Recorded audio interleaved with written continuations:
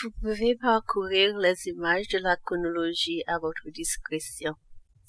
Attention, il y a des références dans ce document que je ne peux pas trouver en français et je ne peux les trouver qu'en anglais. J'en ai noté quelques-uns en italique.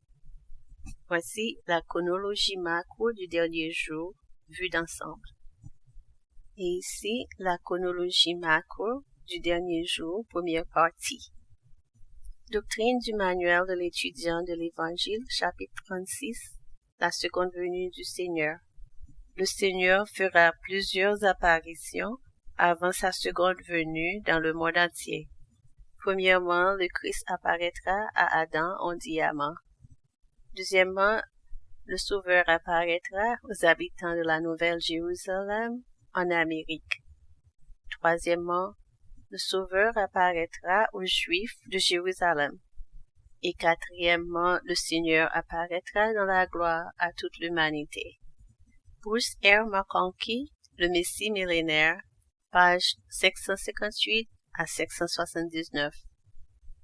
Avant que le Seigneur Jésus ne descende ouvertement et publiquement sur les nuées de gloire, accompagné de toutes les armées célestes, avant que le jour terrible du Seigneur n'apporte la terreur et la destruction d'un bout de la terre à l'autre, avant que ne soit sur le mont Sion, ou qu'il ne pose les pieds sur le mont des Oliviers, ou qu'il n'élève la voix d'une Sion américaine ou d'une Jérusalem juive, avant de tout ce qui vit ne le voit ensemble, avant ces apparitions qui toutes ensemble comprennent la seconde venue du Fils de Dieu, avant tout celle-ci, il doit apparaître en secret à des membres choisis de son Église.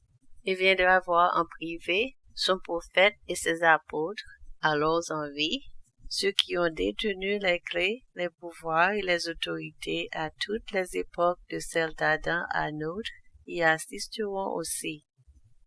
Manuel de l'Église de l'Ancien Testament par Charles W. Penrose. Il, qui veut dire le Christ, apparaîtra ensuite après son apparition dans la Nouvelle Jérusalem. Sera parmi les fils de Juda qui seront à ce moment-là dans la détresse et presque vaincus. Au moment de la grande crise, alors que les troupes hostiles de plusieurs nations ravageront la ville et que tous les horreurs de la guerre engloutiront le peuple du Seigneur. Il posera les pieds sur le mont des Oliviers, qui se fendra et se séparera à son contact. Accompagné d'une armée venue du ciel, il renversera et détruira les armées combinées des gentils, et apparaîtra aux Juifs en adoration, comme le puissant et libérateur en conquérant, si longtemps attendu par leur race. Et tandis que leur poitrine se gonflera d'amour, de reconnaissance, de respect et d'admiration, le libérateur leur montrera les signes de sa crucifixion et se révélera comme étant Jésus de Nazareth, qu'ils avaient insulté et que leur père avait mis à mort. Alors l'incrédulité quittera leur âme, et l'aveuglement dont il était affligé sera enlevé. L'événement suprême du Seigneur suivra ces deux apparitions, la Nouvelle Jérusalem et aux Juifs. Mais qui peut le décrire dans le langage des mortels? Le langage de l'homme seront troubles, et la plume tombe de la main de l'écrivain, tandis que l'esprit se plonge dans la contemplation de la majesté sublime de sa venue, pour se venger des impies et pour régner en tant que roi de toute la terre. Il vient, la terre tremble, et les montagnes élevées s'agitent. L'océan puissant recule vers le nord, comme pris le peur, et les cieux déchirés brillent comme de l'airain en fusion. Il vient, les saints morts jaillissent de leur tombe, et les vivants qui sont restés sont enlevés avec eux à sa rencontre. Les impies se hâtent de se cacher hors de sa présence et demandent aux rochers, tremblants, de les recouvrir. Il vient, avec toutes les armées des justes glorifiés. Le souffle de ses lèvres fait mourir les méchants. Sa gloire est un feu dévorant. Les orgueilleux et les rebelles sont semblables au chaume. Ils sont brûlés et il ne sera ni racine ni rameau. Il balaie la terre comme avec le balai de la destruction. Accable la terre des flots ardents de la colère, et la corruption et les abominations du monde sont consumées. Satan et ses armées des ténèbres sont pris et liés. Le prince de la puissance des airs a perdu son empire, car celui qui a le droit de régner est arrivé, et le royaume de ce monde est passé au Seigneur et à son Christ. Ceci est d'Ezra Taft Benson. Il dit, « Enfin je nomme comme une marque de sa divinité sa venue promise. » Il dit aux 12, « Je vais vous préparer une place, et si je vais vous préparer une place, je reviendrai. » Comme l'heure de son départ approchait, il les emmena dans un lieu en dehors de Béthanie. Là, il donna ses dernières instructions et sa bénédiction aux 12. Il fut élevé pendant qu'il regardait. Pendant qu'il s'en allait, voici 2 hommes, vêtus de blanc, leur apparurent et dirent, « Hommes galiléens, pourquoi vous arrêtez-vous et regardez au ciel? Ce Seigneur qui a été enlevé au ciel du milieu de vous, viendra de la même manière que vous l'avez vu allant au ciel. » Depuis ce jour, 19e siècle se sont écoulés, parce qu'il n'est pas encore venu, disent certains en se moquant, comme Pierre l'a prophétisé. Où est la promesse de son avènement? Car depuis que les pères sont morts, tout demeure comme dès le commencement de la création. Avant qu'il ne vienne, le témoignage des serviteurs de Dieu sera généralement rejeté. À cause de ce rejet, de grandes calamités s'abattront sur les nations du monde, car le Seigneur lui-même a déclaré.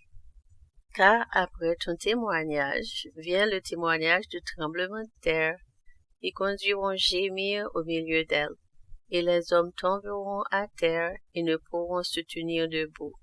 Et vient aussi le témoignage de la voix des tonnerres, et la voix des éclairs, et la voix des tempêtes, et la voix des vagues de la mer, en se soulevant au-delà de leurs limites. Et toute chose sera en commotion, et bien sûr le cœur des hommes leur manquera, car la terreur s'abattra sur tous les peuples. Et il y aura des hommes debout dans cette génération-là, avant d'avoir vu un fléau débordant, car une maladie dévastatrice couvrira le pays.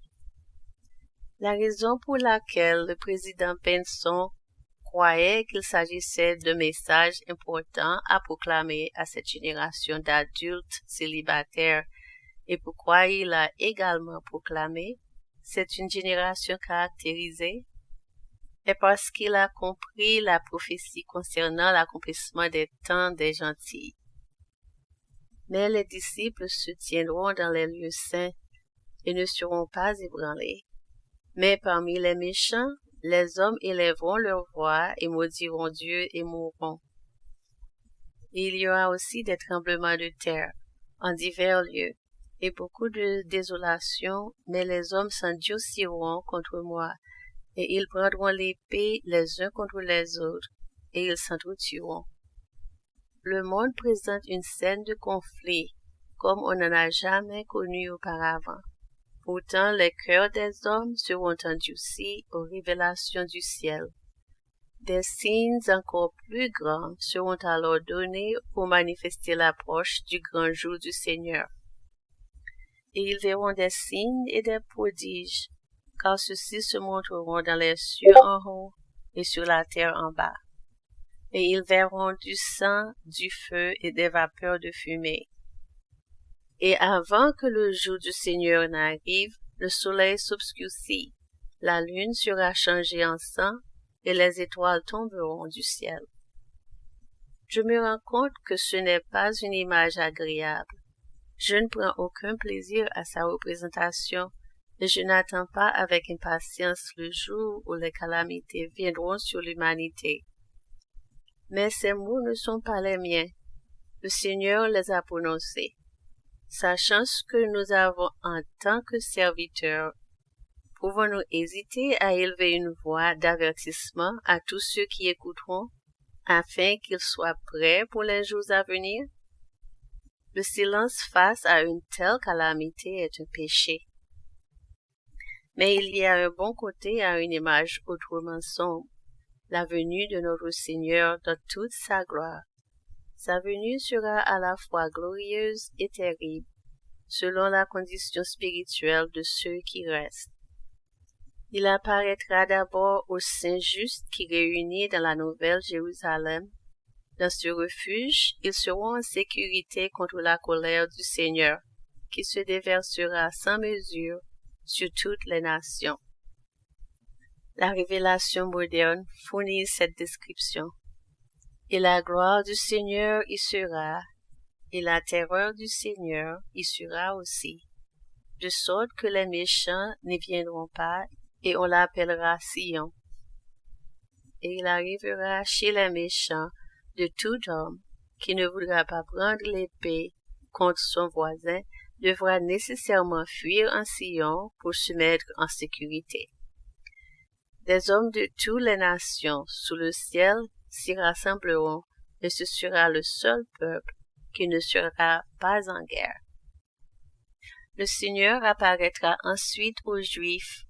Le Sauveur, leur Messie, apparaîtra à ses fils de Juda, assiégés par les armées ennemies des gentils, qui menacent une nouvelle fois de vaincre Jérusalem.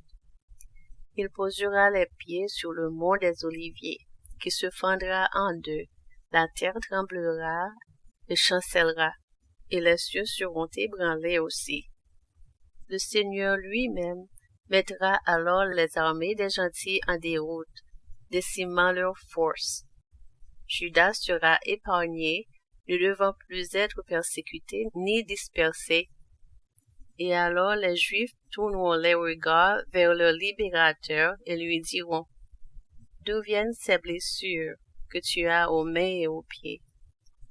Je leur dirai: Ces blessures sont celles que j'ai reçues dans la maison de mes amis. Je suis celui qui a été élevé. Je suis Jésus qui a été crucifié. Je suis le Fils de Dieu. Et alors ils pleureront à cause de leurs iniquités.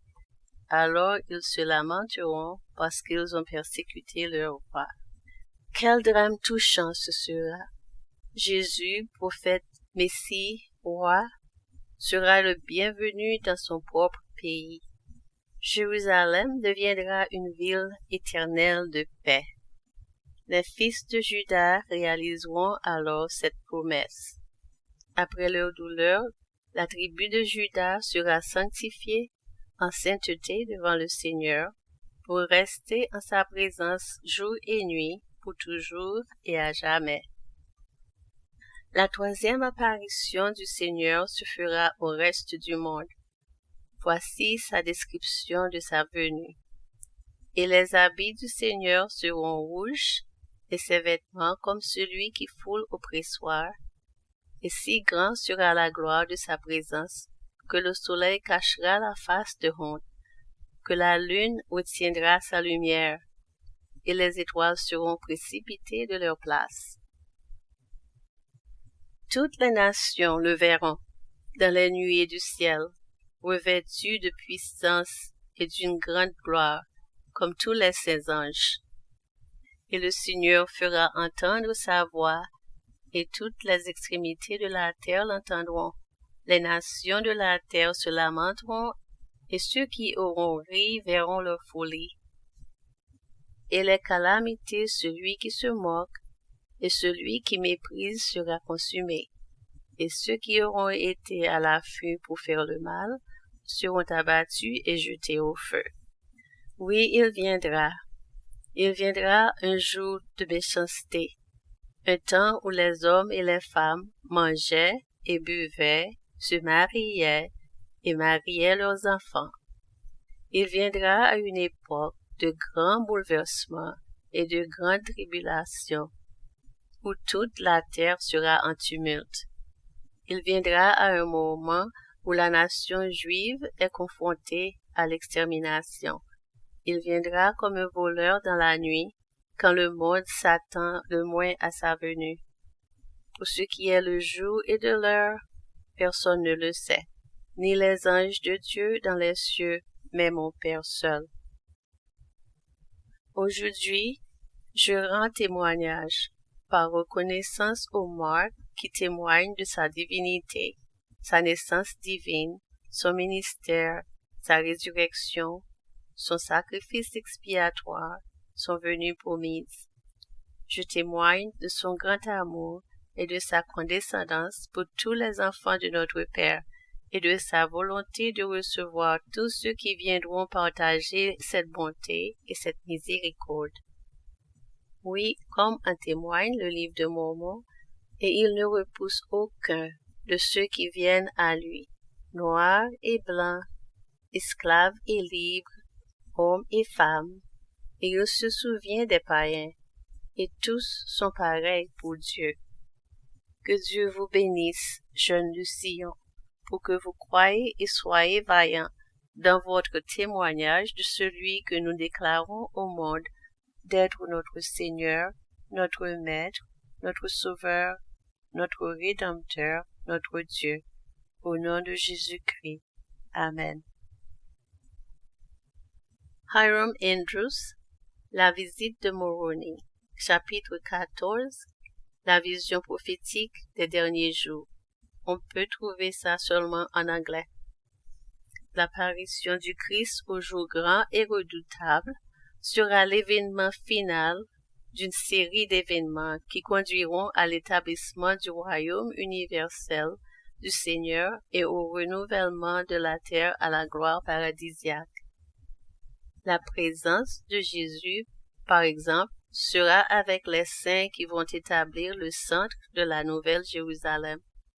Ensuite, après le retour des 10 tribus perdues, a expliqué Moroni, Jésus reviendra à Sion. Il viendra également au grand conseil d'Adam en diamant, où il recevra la domination, la gloire et le règne, et tous les peuples, les nations et les hommes de toute langue le servirent. Non pas qu'ils le feront alors, mais en préparation de son règne millénaire. Lorsque l'œuvre des 144 000 grands prêtres sera suffisamment achevée pour rassembler les justes à l'église du premier-né, Jésus viendra dans son temple, dans la Nouvelle Jérusalem, pour placer la pierre angulaire de sa famille évangélique éternelle et réunir toutes choses en une seule. Jésus apparaîtra alors aux Juifs pour les racheter en tant que nation et établir Jérusalem comme l'autre ville centrale, outre le mont Sion de son royaume millénaire. Ayant établi sa loi et son programme de Sion parmi Israël sur terre par ses visites antérieures, Jésus apparaîtra alors au monde dans la gloire pour le purifier de la méchanceté et pour rendre son royaume universel. En citant le 4e chapitre de Malachie, Moroni a rendu le premier verset ainsi. Car voici le jour vient, ardent comme une fournaise, et tous les hautains et tous les méchants seront comme du chaume. Car ceux qui viennent les brûleront, dit l'Éternel des armées, et ils ne leur laisseront ni racines ni rameaux. Cette interprétation indique que lorsque le Christ viendra au monde, dans la gloire, il ne viendra pas seul. Par révélation à Joseph Smith, le Seigneur a déclaré qu'il se révélerait du haut des cieux avec toutes ses armées, avec puissance et une grande gloire. Dans la Bible, la déclaration de Malachie n'indique pas comment les méchants seront brûlés, mais Moroni et les révélations à Joseph Smith indiquent clairement que les méchants seront consumés par la gloire du Christ et de ceux qui l'accompagnent lorsque le Seigneur apparaîtra dans les nuées du ciel. Doctrine et Alliance, manuel de l'étudiant. Les derniers jours, H10, l'apparition du Christ à l'humanité. Quand le Seigneur reviendra, il apparaîtra à des groupes déterminés, puis mettra le point culminant à son retour en apparaissant avec une grande puissance, une grande majesté et une grande gloire, d'une manière telle que le monde entier le verra. 4 apparitions du Seigneur ont été particulièrement mentionnées par les prophètes. 2 de ces apparitions seront aux saints, une apparition sera aux Juifs, et le 4e sera son apparition finale au monde. L'apparition à la ville de la Nouvelle Jérusalem. Le Seigneur viendra soudain dans son temple, un temple qui doit encore être construit dans le comté de Jackson, au Missouri. Charles W. Penrose a dit que le Seigneur ferait son apparition tout d'abord parmi les saints, et cette apparition sera inconnue du reste de l'humanité. Il entrera dans le temple préparé pour lui, et son peuple fidèle verra sa face, entendra sa voix, et contemplera sa gloire. Il recevra de ses propres lèvres de nouvelles instructions pour le développement et l'embellissement de Sion et pour l'extension et l'affermissement de la stabilité de son royaume. L'apparition à Adam au diamant. Le Seigneur apparaîtra aux saints lors d'une grande réunion de saintes scènes à Adam au diamant, dans le comté de Davies, Missouri, à laquelle assisteront ceux qui ont détenu les clés de la prêtrise pendant toutes les dispensations de l'Évangile et des saints fidèles de tous les âges. Le prophète Joseph Smith a dit que Daniel, dans son 7e chapitre, parle de l'ancien des jours. Il veut dire l'homme le plus âgé, notre père Adam, Michel. Il réunira ses enfants et tiendra un conseil avec eux pour les préparer à la venue du Fils de l'homme. Il, qui veut dire Adam, est le père de la famille humaine et préside aux esprits de tous les hommes, et tous ceux qui ont eu les clés doivent se tenir devant lui dans ce grand conseil. Joseph Fielding Smith a écrit: dans peu d'années se tiendra un autre rassemblement de grands prêtres et d'âmes justes dans cette même vallée d'Adam en diamant. À cette rassemblée, Adam, l'ancien des jours, sera de nouveau présent. À ce moment-là, se réalisera la vision que Daniel, l'ancien des jours, siégera. Devant lui se tiendront ceux qui ont détenu les clés de toutes les dispensations qui permettront leur intendance au premier patriarche du genre humain qui détient les clés du salut. Ce sera un jour de jugement et de préparation. Dans ce conseil, le Christ reprendra officiellement les rênes du gouvernement sur cette terre et le règne, la domination et la grandeur de tous les royaumes qui sont sous les cieux seront donnés au peuple des saints du Très-Haut. Jusqu'à ce que se tienne ce grand conseil, Satan régnera sur les nations de la terre. Mais à ce moment-là, les trônes seront abattus et le gouvernement de l'homme prendra fin. Alors il donnera le gouvernement aux saints du Très-Haut. Ce conseil précédera l'avènement de Jésus-Christ comme un voleur dans la nuit, à l'insu du monde entier. Le président Lorenzo Snow, parlant de ceux qui vivront à ce moment-là au comté de Jackson, dit: si vous n'avez pas déjà vu le Seigneur Jésus à ce moment-là, vous pouvez l'attendre très bientôt. Vous attendre à le voir, à manger et à boire avec lui, à lui serrer la main et à l'inviter chez vous comme il était invité quand il était ici précédemment. L'apparition sur le mont des Oliviers. L'apparition du Sauveur aux Juifs se produira quand Jérusalem et ses environs seront assiégés par beaucoup de nations. À la fin d'une guerre longue et coûteuse, appelée la bataille d'Armageddon, les Juifs fuiront pour trouver la sécurité sur le mont des Oliviers. C'est là que le Seigneur fera son apparition. Paul Épiphrate résume les événements accompagnant cette apparition dans son 14e chapitre. Le prophète Zacharie nous donne de longs détails sur la grande bataille de la déroute des nations qui combattront contre Jérusalem. Il dit en termes précis que le Seigneur apparaîtra au moment de l'extermination de cette armée. Oui, alors même que les troupes ennemies, après avoir déjà pris la moitié de Jérusalem, seront entrées dans la ville et seront occupées à piller les maisons et à violer les femmes. C'est alors que leur Messie qu'ils attendent depuis tant de siècles, apparaissant soudain, mettra le pied sur la montagne des Oliviers, un peu à l'est de Jérusalem, pour combattre les assiégeants et délivrer les enfants d'Israël.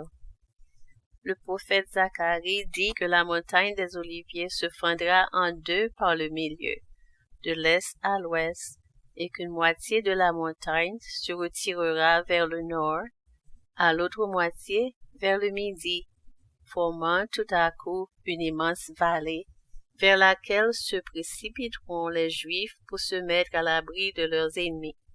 Comme ils s'enfuient de devant le tremblement de terre, sous le règne d'Osia, roi de Juda, alors viendra le Seigneur, et tous les saints avec lui. C'est alors que les Juifs verront le Messie, ce Messie si longtemps ardemment désiré, venant à leur secours avec une grande puissance, telle qu'ils l'ont toujours attendu.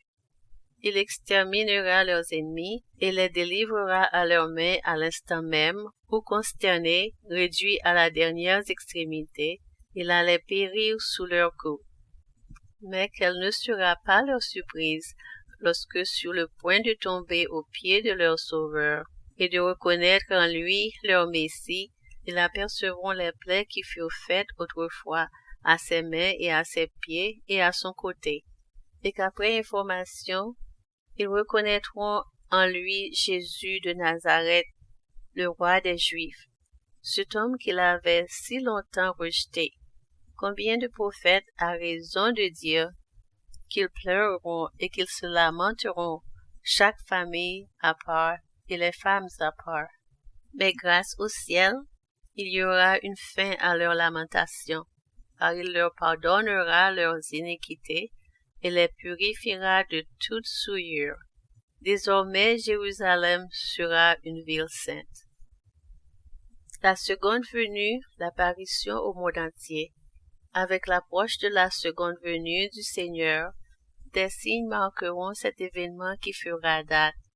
Un des derniers de ces signes est le signe du Fils de l'homme. Le prophète Joseph Smith a dit: « Alors apparaîtra un grand signe du Fils de l'homme dans le ciel. » Mais que fera le monde? On dira que c'est une planète, une comète, etc. Par conséquent, le Fils de l'homme viendra comme le signe de la venue du Fils de l'homme, comme la lumière du matin vient de l'Orient. Après ce signe, il y aura du silence dans le ciel pendant l'espace d'une demi-heure. Et immédiatement après, le rideau des cieux sera déroulé, et le Seigneur fera son apparition en gloire. Si grandes seront la gloire et la puissance de sa venue, que la terre tremblera, le soleil cachera sa face de honte, les montagnes fondront et les eaux des mers bouilliront. Tout ce qui est corruptible sera consumé et détruit par l'éclat de sa glorieuse présence.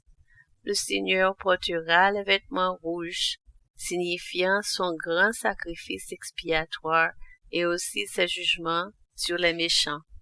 En ce jour, longtemps attendu, le peuple du Seigneur recevra la récompense de sa fidélité et de sa persévérance.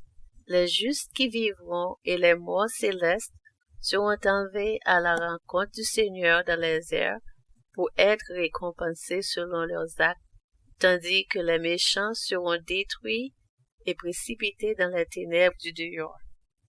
Ce sera le jour grand et redoutable du Seigneur. Le Liaona d'avril 2021, l'Église a publié ce qui suit et noté attentivement la section intitulée « À venir ». Premièrement, ceux d'Adam en diamant. Deuxièmement, ceux de la Nouvelle Jérusalem en Amérique. Et troisièmement, les Juifs de Jérusalem. Quatrièmement, le monde entier aux secondes venues. La chronologie macro du dernier jour, deuxième partie. Les saints ont échoué à construire Sion et par la suite à la racheter. Le Seigneur a dit aux saints dans Doctrine et Alliance 84 que la Nouvelle Jérusalem, qui veut dire Sion, sera construite au Missouri. Et plus tard dans la Révélation, le Seigneur donne les avertissements contre ceux qui rejettent l'Évangile. Les saints ont rejeté la plénitude de l'Évangile, et en conséquence, ils ont été chassés du comté de Jackson au Missouri. Le Seigneur dit aux saints, ils auraient déjà pu être rachetés et faire du comté de Jackson une ville de sainteté. Cela nous enseigne que Sion aurait pu être racheté à tout moment si les saints devenaient suffisamment justes. Les saints ont été conduits dans les montagnes pour acquérir de l'expérience et devenir suffisamment justes pour se qualifier pour la rédemption. En cela, le Seigneur ordonne aux saints d'apprendre leur devoir afin de vivre les lois requises pour la rédemption de Sion et l'édification de la Nouvelle Jérusalem. Brigham Young nous a appris qu'il suffirait d'1 an pour que les saints se préparent. Le Seigneur a averti cependant que si les saints ne parvenaient pas à vivre l'Évangile, s'ils n'ont pas réussi à racheter Sion, s'ils n'ont pas lu, compris et mis en pratique le livre de Mormon et les doctrines et alliances, qu'il restait un fléau et qu'il sera déversé, comme le dit le Seigneur, commencera d'abord sur ma maison, tout d'abord parmi ceux d'entre vous qui ont professé connaître mon nom et ne m'ont pas connu. Nous apprenons que connaître le Seigneur, ou connaître la voix du Seigneur, c'est connaître les Écritures, en mettant l'accent sur le livre de Mormon et Doctrine et Alliance. Le temps des saints pour se préparer s'écoule lorsque la coupe d'iniquité des gentils est pleine. Dans Doctrine et Alliance 101, vers la parabole du noble et des oliviers, nous apprenons que si nous avions construit la tour, qui veut dire la Nouvelle Jérusalem, le destructeur ne serait pas venu. Donc l'échec ultime est l'échec de la construction de la tour, c'est-à-dire racheter Sion et construire la Nouvelle Jérusalem. Les temps des gentils sont accomplis. Les temps des gentils ont commencé avec Pierre. Les temps des gentils atteignant leur plénitude n'ont pas eu lieu avant la vie de Joseph Smith. Les temps des gentils se sont accomplis entre 1917 et 1967. Nous le savons car le Seigneur a prophétisé. Les Juifs ne reviendront pas à Jérusalem avant que les temps des gentils ne soient accomplis. Et ainsi, cette génération où les temps des gentils seront accomplis peut être identifiée. Le Seigneur a promis beaucoup de choses à cette génération, la plus spectaculaire étant qu'elles ne passeront pas tout avant d'avoir tout vu. C'est-à-dire, la seconde venue de Jésus-Christ, c'était le signe que le Sauveur a donné à ceux qu'il fallait attendre en ce qui concerne le retour du Sauveur. Cette génération a également été promise d'assister à la fin des temps des gentils, qui se produit au mont des Oliviers. Les Lamanites fleuriront comme une rose.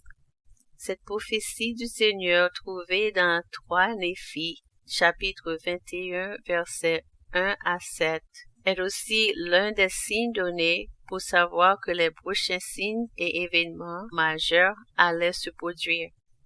Les Lamanites sont constitués de toutes personnes d'origine ancestrale, littérale, et de ceux adoptés dans la tribu de Manassé. En termes simples, les Lamanites s'épanouissant comme une rose seraient l'appartenance à l'Église de Jésus-Christ des saints des derniers jours, de la tribu de Manassé qui explose. Encore une fois, cela inclut à la fois littéral et adopté. La coupe d'iniquité des gentils est pleine. Le Seigneur a dit que certains événements ne commenceront pas à se produire tant que la coupe de l'iniquité des gentils ne serait pas pleine. Le Seigneur a dit également qu'il ne souffrirait pas qu'il y ait un roi dans ce pays, car le Seigneur est le roi. Les prophètes de Dieu ont averti à maintes reprises de la décadence progressive de la société et des conséquences de ne pas se repentir et atteindre ainsi le point où la coupe de leur iniquité est pleine.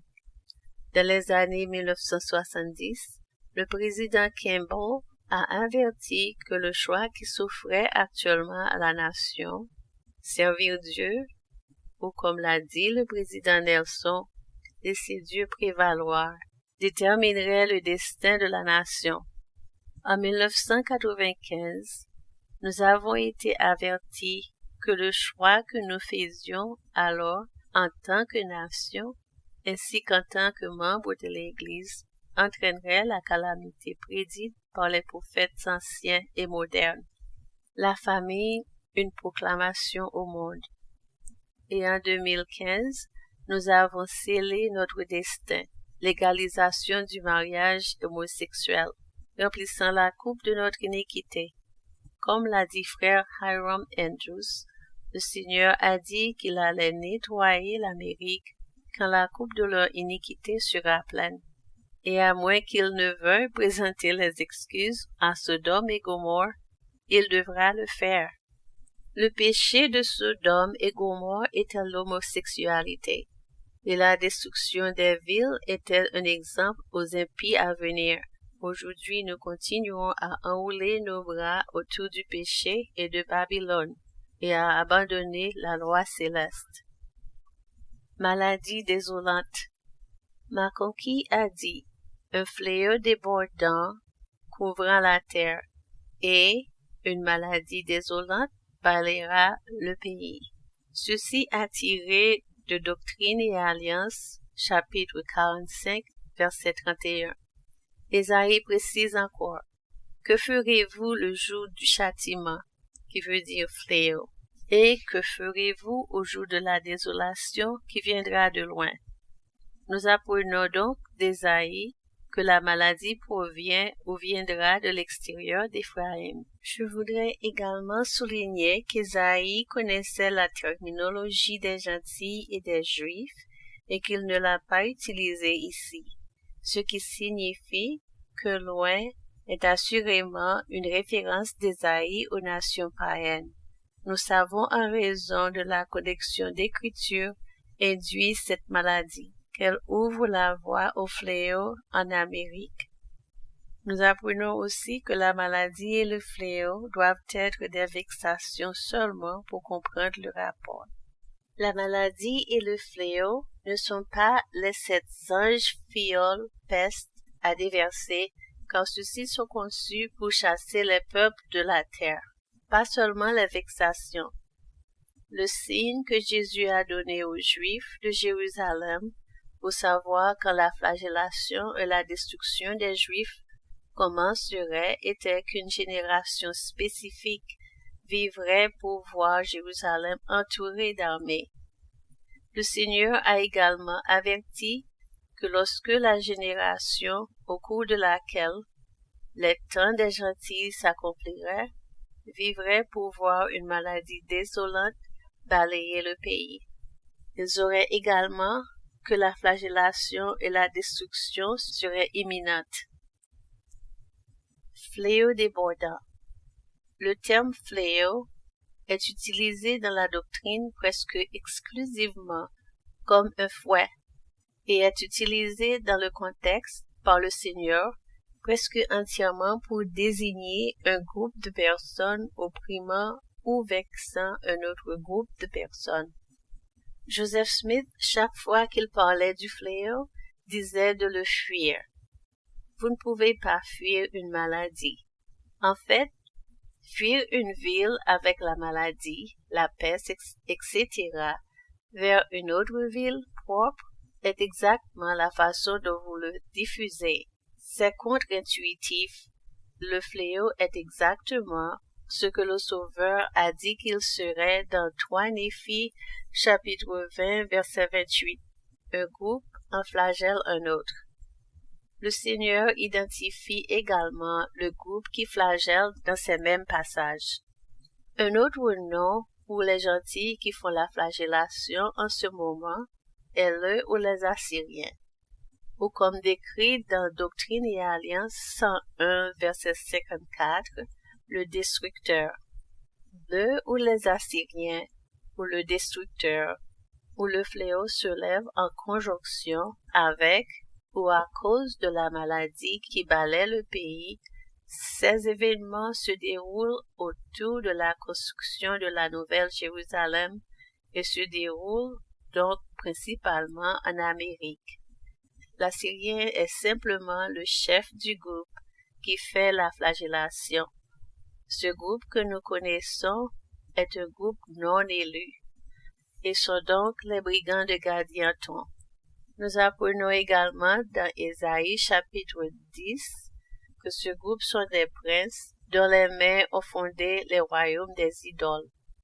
Nous apprenons également dans Ésaïe 14 que la bataille d'idées qui aura lieu ici sera le ou les Assyriens, disant que nous ne devrions pas perdre une seule personne. Une seule mort est inacceptable, alors que le reste de l'Amérique dit la liberté. Certaines personnes mourront. Cela reflète la guerre dans le ciel.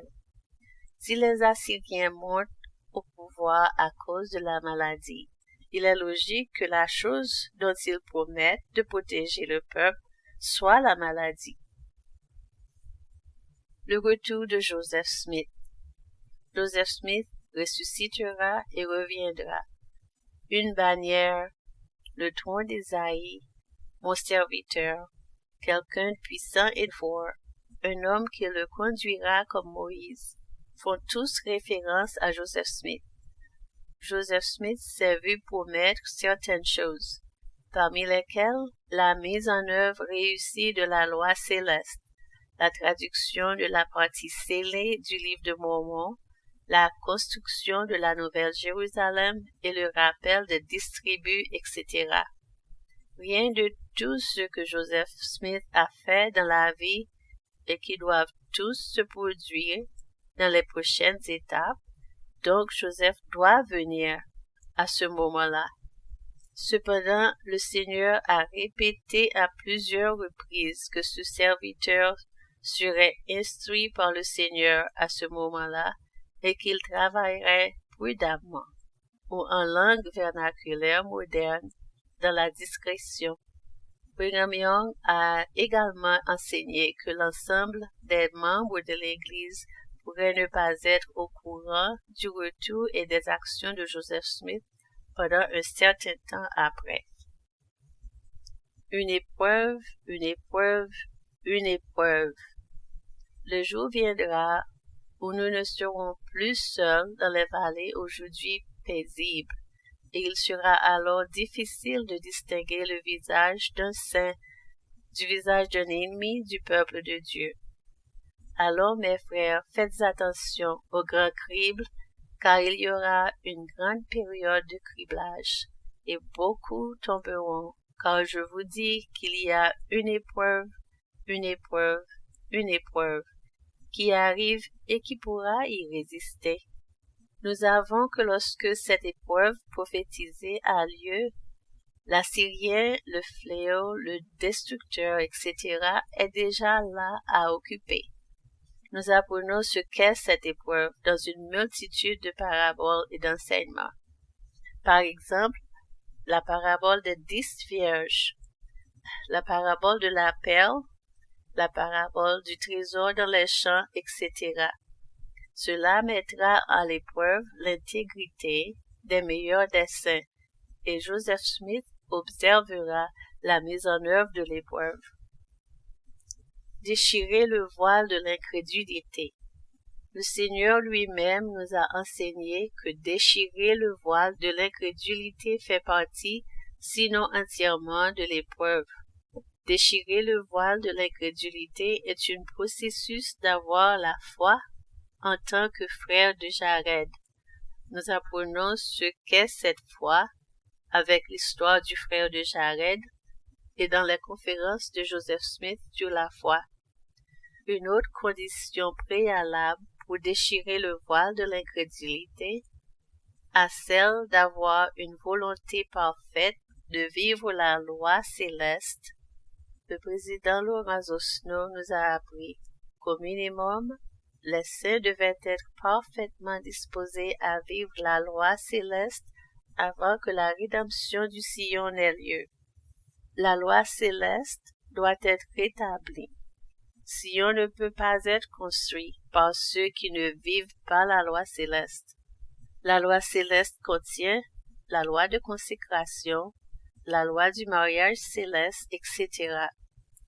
La plénitude de la loi de consécration concernant Sion ne sera pas rétablie tant qu'après la rédemption de Sion. Cependant, la loi du mariage céleste pourrait être rétablie avant la rédemption de Sion, car les premiers seront les derniers et les derniers les premiers. C'est-à-dire, les premiers principes que nous avons échoués, perdus, pourraient être les derniers ramenés, et les derniers principes que nous avons échoués, perdus, pourraient être les premiers ramenés. Le déchirement du voile de l'incrédulité a d'autres effets immédiats, notamment la révélation de la partie scellée du livre de Mormon traduit par Joseph Smith. La rédemption de Sion. Jésus-Christ apparaît personnellement dans les montagnes. Comme Joseph Smith l'a enseigné, ce peuple ira dans les montagnes rocheuses, ils y bâtiront des temples au Très-Haut, ils y produiront une prospérité, et les saints des derniers jours qui habitent ces montagnes se tiendront dans la chaise jusqu'à la venue du Fils de l'homme. Le Fils de l'homme viendra à eux pendant qu'ils seront dans les montagnes rocheuses. Nous apprenons la nature de cette réunion dans la parole du Noble et des Oliviers qui se trouve dans Doctrine et Alliance 101.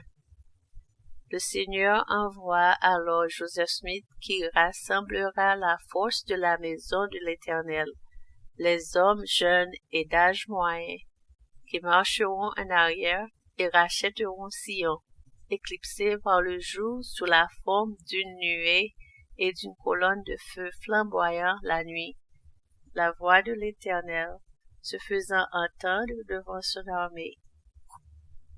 La chronologie macro du dernier jour, troisième partie. Appelé à Washington. Avant que le Seigneur ne détruise un peuple, il y a toujours un prophète appelé pour donner un dernier avertissement. C'est tout pour l'Amérique. Quelques exemples tirés des Écritures incluent Ésaïe se rendant chez le roi d'Israël, Abinadi chez le roi Noé, Moïse chez Pharaon, etc. Cet événement appelé à Washington est Joseph Smith et ou les apôtres allant vers les dirigeants des États-Unis d'Amérique. Joseph Smith a dit aux dirigeants des États-Unis qu'ils ne doivent pas faire confiance au bras de la chair, mais plutôt à l'enfant qui va naître bientôt, qui est la Nouvelle Jérusalem. L'avertissement du prophète au président des États-Unis contient également un avertissement dans lequel il dit qu'une fois que l'enfant la Nouvelle Jérusalem, est né. Il ne passe pas 3 ans et demi avant que les alliances modernes ne soient rompues, dispersées et leurs richesses prises. Nous savons par 3 Néphi chapitre 21 que Joseph sera guéri, ressuscité, et ensuite fermera la bouche des rois. C'est une seule et même série d'événements. C'est aussi rapporté dans 3 Néphi 24 et 25, avec Joseph comme le même messager prophétique. Nous savons que cela n'arrivera pas avant le retour public de Joseph Smith, et cela n'arrivera pas avant la rédemption de Sion. Période de séparation d'Éphraïm. Les carcasses déchirées en deux, le blé et l'ivraie, la parole des 10 vierges, etc., font tous référence à cette même période, au cours de laquelle l'Église sera purgée lorsque les membres diront « Nous en avons assez », et ceux qu'ils ont déjà leur seront supprimés. Chaque fois que le Seigneur se prépare pour Sion, il doit y avoir une division parmi le peuple. Imaginez, en quoi ma vie serait-elle différente si mes connaissances acquises grâce au livre de Mormon étaient supprimées? Le temps vient où ceux qui n'obéissent pas au Seigneur seront séparés de ceux qui le font. Nous apprenons d'Ésaïe que cette séparation se produit principalement en raison des gens incapables ou ne veulent pas accepter de nouvelles connaissances. Tout ressource de pain et tout ressource d'eau. L'application de la loi céleste est ainsi que la révélation de la nouvelle doctrine et la fierté des saints de ne pouvoir ou de ne pas vouloir les accepter sera la cause principale de l'apostasie des peuples. Le Seigneur décrit cette division comme étant entre ceux qui se tiennent dans les lieux saints et ne seront pas ébranlés, contre ceux qui élèvent la voix, maudissent Dieu et meurent. Ceux qui se tiennent dans les lieux saints sont ceux qui suivent le conseil des clés, et ceux qui suivent le conseil des clés seront le blé qui sera amassé dans les greniers. Cette période chevauche une épreuve, une épreuve, une épreuve, avec l'épreuve se terminant par le retour ouvert de Joseph Smith. Cette période se prolonge et s'intensifie progressivement. Adam en diamant. C'est la première venue ou la première étoile mentionnée dans la première partie, qui ne peut se produire qu'après la rédemption de Sion. Car Joseph Smith ne revient pas ouvertement avant la rédemption de Sion. Et Joseph Smith est ouvertement présent à Adam au diamant. La première de nombreuses réunions à cet endroit a lieu et continuera d'avoir lieu pendant la construction de la ville de la Nouvelle Jérusalem. La loi de consécration relative à la Nouvelle Jérusalem sera également mise en œuvre à ce moment-là. Ce sera le début de la deuxième fois où le Seigneur rachètera Israël, également connu sous le nom de chasseur d'hommes.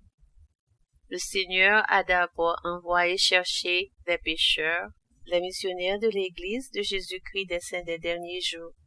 En ce jour, il enverra des chasseurs, les 144 000 de l'Église du premier-né, maintenant à son enfance. Leur travail consiste à amener autant de personnes que possible dans l'Église du premier-né. Les premières réunions qui auront lieu seront principalement les détenteurs sélectifs de la prêtrise. Ce n'est pas la même chose que le dîner des noces de l'agneau. Il y a plusieurs événements qui ont lieu dans ce domaine. Fin de l'arc-en-ciel. J'ai demandé le Seigneur concernant la venue, et tout en demandant au Seigneur, il donne un signe et dit, « Du temps de Noé, j'ai mis un arc-en-ciel dans les cieux comme symbole et signe de ce que le Seigneur ne viendrait pas au cours d'une année où on verrait l'arc-en-ciel, mais que cette année-là, il y aurait des semailles et la moisson. Mais le jour où vous verrez que l'arc aura été retiré, ce sera un signe qu'il y aura famine, peste et une grande détresse parmi les nations, et que la venue du Messie n'est pas très éloignée. Considérant ce qui vient ensuite à la similitude du langage, nous savons que l'arc dans les cieux, c'est-à-dire l'arc-en-ciel, cessera d'être vu avant la famine et avant la venue du Messie. Ce n'est pas un signe qui dit « dans un an le Messie viendra », c'est un signe qui dit « dans un an il y aura famine, peste et grande détresse parmi les nations, et que la venue du Messie est pas très loin. » Peste, grêle, famine et tremblement de terre. Les États-Unis nous présentent le spectacle d'une effusion de sang qui n'a pas son égal dans l'histoire de notre pays. La peste, la grêle, la famine et le tremblement de terre balayeront de la surface du pays les méchants de notre génération pour ouvrir et préparer le chemin au retour des tribus perdues d'Israël venant du pays du Nord. Ces événements sont ceux qui sont décrits par Jean après avoir le 6e sceau ouvert dans le ciel. Ces mêmes événements sont évoqués dans Doctrine et Alliance, chapitre 88, versets 87 à 97, dans lequel le Seigneur a dit au début des années 1800, dans peu de jours, ce qui signifie que ces événements n'avaient pas eu lieu avant les années 1800. La même série d'événements est évoquée dans 3 Néphi, chapitre 20, verset 21. Moïse, chapitre 7, versets 60 à 66, etc. Joseph Smith a également identifié ces événements comme étant futurs de son temps. Le président Nelson a récemment averti que ces événements sont encore à venir. Les tempêtes physiques et spirituelles font partie de la vie sur Terre, comme nous l'a appelé la pandémie de COVID-19. Et ce qui concerne l'époque qui précède sa seconde venue, le Sauveur a prédit des jours de grande tribulation. Il a dit, il y aura en divers lieux des famines, des pestes et des tremblements de terre. 7 années de famine début. Nous apprenons les détails prévenir la famine de Joseph en Égypte comme un type. Il est également mentionné au point 5 ci-dessus, mais il est suffisamment important pour qu'il obtienne son propre point ici. Est-ce une tribulation ou est-ce une famine? Franchement, je pense que le jeu de mots est discutable, car une tribulation peut ne pas avoir de famine, mais une famine provoque toujours une tribulation. Donc dire il y aura une famine signifie il y aura des tribulations. Cette tribulation sera-t-elle différente de la tribulation de Judas? Tu ferais mieux d'y croire. Ces deux tribulations auront-elles beaucoup de choses en commun? Tu ferais mieux d'y croire. Rappelez-vous, les premiers seront les derniers, et les derniers seront les premiers. C'est ce que nous appelons un chiasme, ou le principe de miroir. La préparation de cette famine est ce qui sépare les 5 vierges folles et des 5 sages. Retour des 10 tribus. À ce moment, Joseph Smith appelle les 10 tribus à la maison. Elles sont appelées et renvoyées en tant que corps. Nous apprenons de l'histoire de la vente de Joseph en Égypte comme un type de la façon dont les choses se dérouleront directement avant la rédemption de Sion, ainsi que la construction de la Nouvelle Jérusalem. Que les frères de Joseph reviendra 2 ans dans les 7 années de famine de tribulation. Quand ils arriveront à Sion, le voyage aura été si miraculeux qu'il ne sera plus dit, l'Éternel est vivant qui a fait sortir les enfants d'Israël du pays d'Égypte. Mais l'Éternel est vivant, celui qui a fait venir les enfants d'Israël du pays du Nord. Alors sera chanté le cantique, réjouis-toi, stérile. Combien de temps reste-t-il à Sion? Frère Pratt a répondu à la même question. Combien de temps ceux qui viennent des pays du Nord resteront-ils dans les hauteurs de Sion? Parfois, ils doivent cultiver du blé, cultiver la vigne, le vin et l'huile, élever les troupeaux, et leurs âmes devront devenir comme un jardin arrosé. Ils y resteront jusqu'aux événements du mont des Oliviers, après quoi ils retourneront en Palestine. Les 144 000 restants seront choisis, ou élus. Parmi les 10 tribus retournées, 12 000 de chacune des tribus sont choisis, scellés sur leur front, mis en part et envoyés pour rassembler. Ils seront purifiés comme de l'argent dans cette ville sainte, dans l'un de ces temples. La vérité et la droiture balayent la terre comme un déluge. Joseph Smith nous a enseigné que dans la parole de la graine du moutarde, les oiseaux logés dans la branche étaient les anges de Dieu. Joseph a continué à nous enseigner que les anges qui logeraient seraient nos ancêtres. À une autre occasion, Joseph Smith a dit que lorsque cette œuvre aura lieu, lorsque la vérité et la justice balayeront la terre, les hommes et les anges collaboreront. Ce sont les 144 000. Les anges continueront à transmettre librement l'intelligence à ceux qui vivent dans la Nouvelle Jérusalem, donnant des directives sur la façon dont la ville doit être construite et ce qui doit être fait. De plus, en relation avec cette vérité qui balaie la terre comme un déluge, nous avons la partie scellée du livre de Mormon qui, à ce moment-là, aura été publié. Mais nous aurons aussi les écritures des tribus retournées. La connaissance à partir de ce moment commencera à couler comme d'un barrage qui a jailli des fuites. C'est un processus graduel jusqu'à ce que le barrage soit finalement brisé et que le monde soit inondé de connaissances. Une autre série importante d'événements qui se produiront concernant la révélation de la vérité est discutée en détail dans Alma 37. Joseph Smith produira une révélation, les œuvres des ténèbres du monde. Point culminant de la tribulation pour les saints. Aussi appelé le jour ou le fardeau de l'Assyrien, ou la colère du dragon, au fur et à mesure que la Nouvelle Jérusalem est en cours de construction, l'influence et le pouvoir des Assyriens atteindront jusqu'au cou. Ils encercleront presque la ville.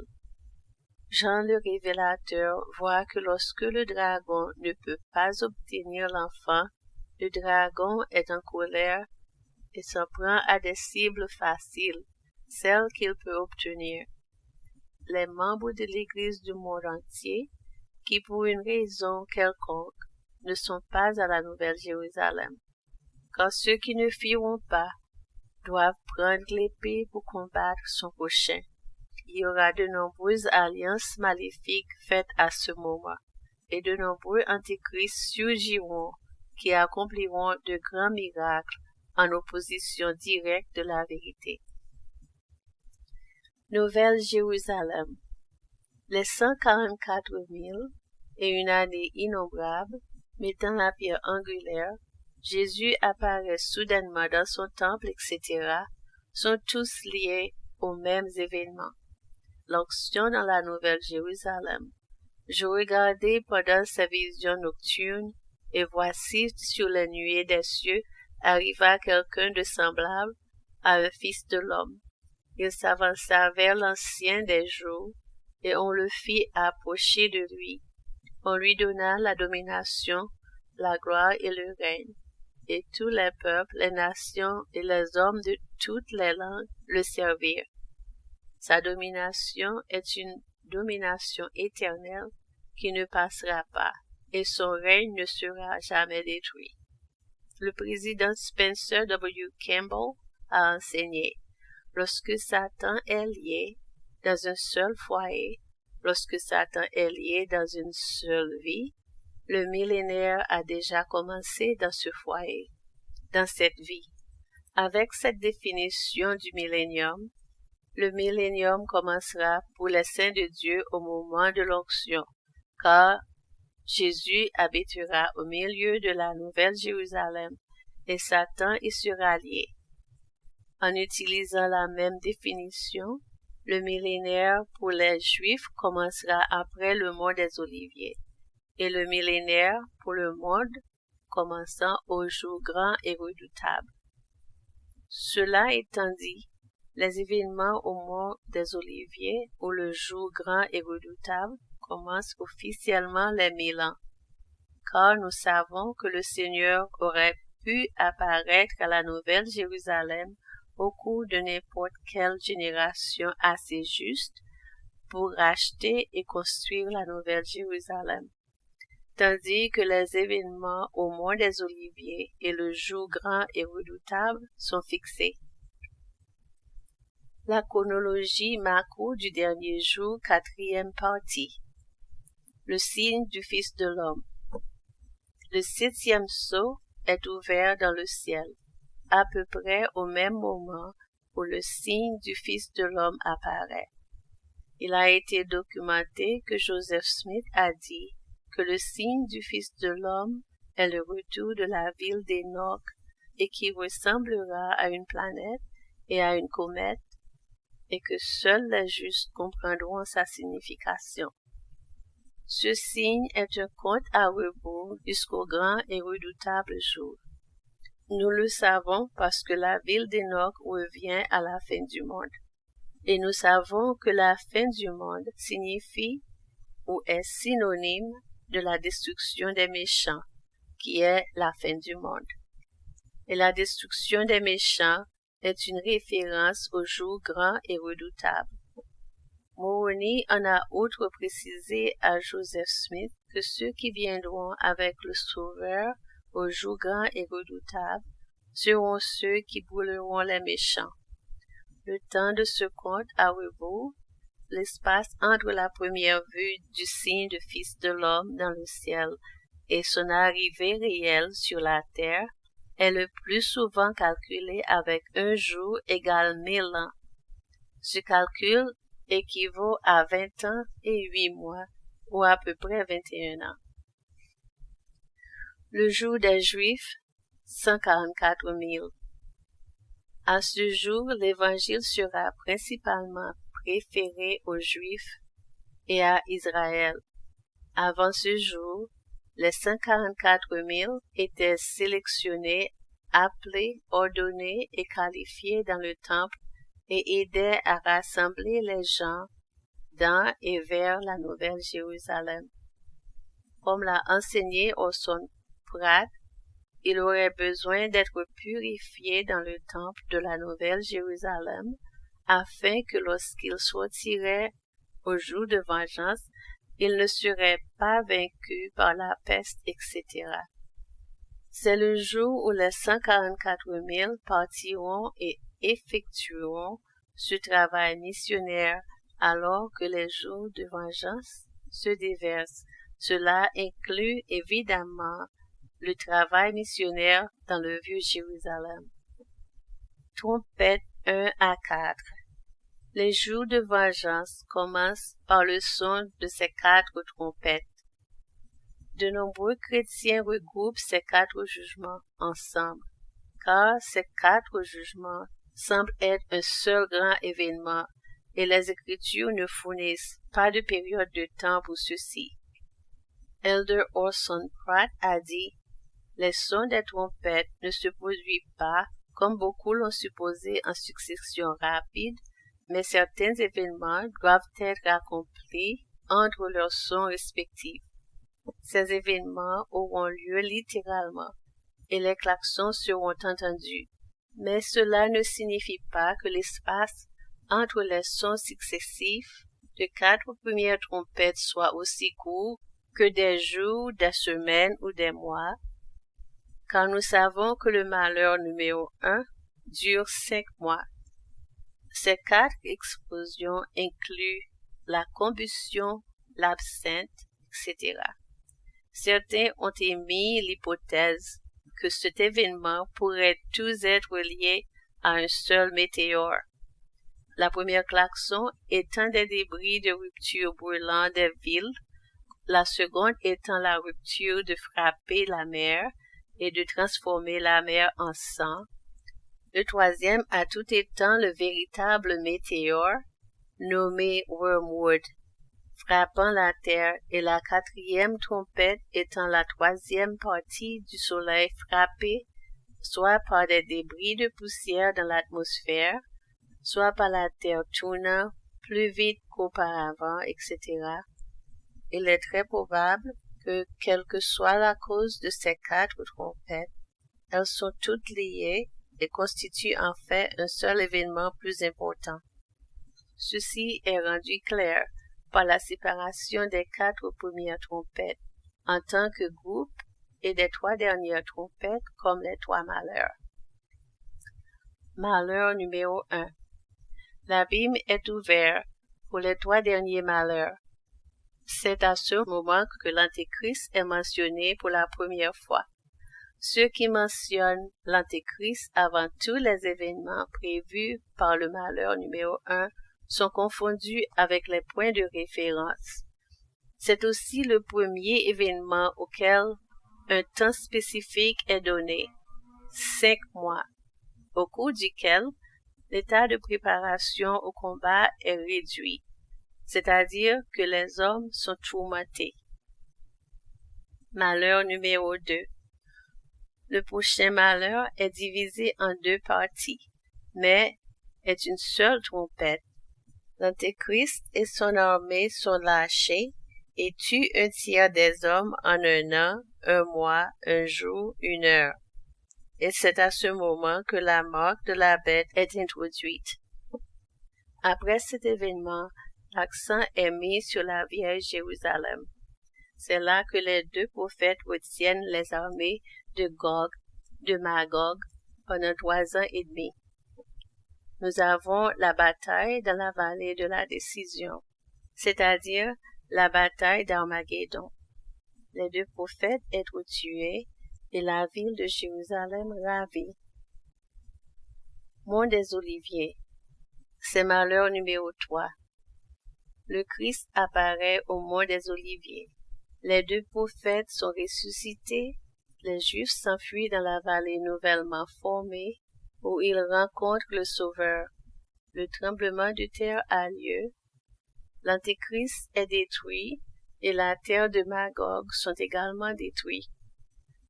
Jérusalem est construit, 10 tribus retournent en Palestine. Il dit qu'il faudra 7 mois pour en tirer les morts et que les gens pourront vivre du butin pendant 7 ans. Cela signifie que le jour grand et redoutable ne se doit pas avant au moins 7 ans après les événements du mont des Oliviers. Joseph Smith a enseigné: Jérusalem doit être construite, et le temple, et l'eau sortiront d'en dessous du temple, et les eaux de la mer morte seront assainies. Il faudra du temps pour reconstruire les murs de la ville et du temple, etc. Et tout ceci doit être fait avant que le Fils de l'homme ne fasse son apparition. Les 10 tribus commenceront à recevoir leurs héritages permanents à ce moment. Union des 2 capitales mondiales. Jérusalem devient la 2e capitale mondiale. La 2e capitale mondiale du royaume du Seigneur, avec la loi sortant du mont Sion et la parole de Jérusalem. Le gouvernement établi par Dieu. En ce jour, l'envie d'Éphraïm s'en ira aussi, et les adversaires de Juda seront retranchés. Éphraïm n'enviera pas Juda, et Juda ne vexera pas Éphraïm. Travail missionnaire parmi les nations païennes. Les gentils ont eu leur jour pour choisir le Seigneur ou être détruits temporellement et spirituellement. Puis les Juifs ont eu leur temps pour choisir également le Seigneur ou être détruits. C'est le jour des nations païennes, c'est-à-dire les nations sans origine abrahamique. Joseph Smith a enseigné: les nations païennes qui ne veulent pas venir adorer seront visitées par les jugements de Dieu et devront finalement être détruits de la terre. Le grand et redoutable jour. Nous savons que le jour grand et effroyable est au moins 7 ans après les événements du mont des Oliviers. Et il est aussi le plus souvent spéculé que le silence dans le ciel est de 21 ans. Cela concorde bien parce que nous savons que le Seigneur divise les événements des derniers jours en périodes de 7 ans. Nous savons aussi que l'ouverture du 7e sceau aux événements au mont des Oliviers, il y aura au moins 60 mois ou 5 ans. Avec le dualisme, nous pouvons également supposer que la période de temps entre l'ouverture du 7e sceau et la bataille dans la vallée de la décision n'est pas supérieure à 8 ans. Compte tenu des informations ci-dessus, il est plus que probable qu'il y aura 7 ans jusqu'au mont des Oliviers à partir de l'ouverture du 7e sceau et 14 ans jusqu'au grand et redoutable jour depuis le mont des Oliviers, complétant le demi-heure de silence et garder les choses en multiples de 7. Lors de cet événement, le Seigneur apparaît dans la gloire à toute l'humanité. Le manuel de l'étudiant des doctrines de l'Évangile, chapitre 36, explique ce qui se passe au jour grand et redoutable. Le voile sera enlevé de la terre lorsque le Sauveur apparaîtra, et les saints fidèles vivants et morts seront enlevés pour rencontrer le Christ lors de sa venue. La cité d'Enoch fait également son apparition à ce moment, et la réunion de ceux de la terre et de ceux de la cité d'Enoch a alors lieu. Tout ce qui est d'un ordre céleste ou inférieur sera détruit, et la terre sera partiellement ramenée dans la présence de Dieu.